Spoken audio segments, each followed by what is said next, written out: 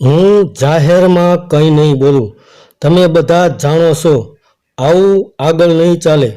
નહીંતર સરકાર દ્વારા તમામ ગોડાઉન સીલ કરાવી દઈશ. બધા ગોડાઉનને હું સીલ મરાવી દઈશ. પછી કહેતા નહીં કે આવું થયું. કારણ કે કોઈ પણનું નુકસાન થાય તેવું ચલાવી લેવામાં નહીં આવે. નમસ્કાર દર્શક મિત્રો. રાજ્યમાં ઓઇલ મિલરો પર હવે તવાઈ આવી શકે છે.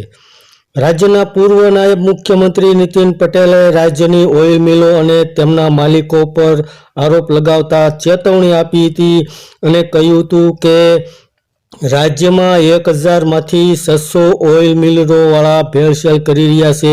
જો આગળ પણ આવું જ ચાલુ રહેશે તો હું બધાના ગોડાઉન સીલ કરાવી દઈશ. લાંબા સમય બાદ ગુજરાતના પૂર્વ નાયબ મુખ્યમંત્રી નીતિન પટેલે મોટું નિવેદન આપ્યું છે અને બધાને ચોંકાવી દીધા હતા. આ વખતે કોઈ રાજકીય નહીં પરંતુ ઓઇલ મિલરો પર નિશાન સાધ્યું હતું નીતિન પટેલે.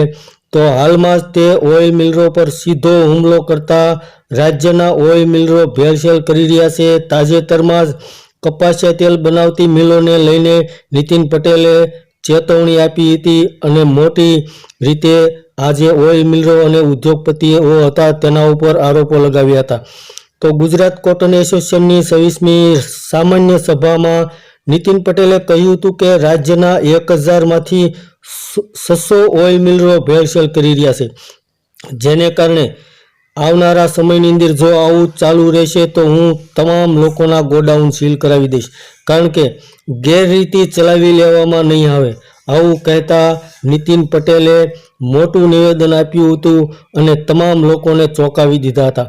તો હાલમાં ગુજરાતના પૂર્વ નાયબ મુખ્યમંત્રી નીતિન પટેલ આકરા પાણીએ જોવા મળ્યા હતા. ધન્યવાદ દર્શક મિત્રો.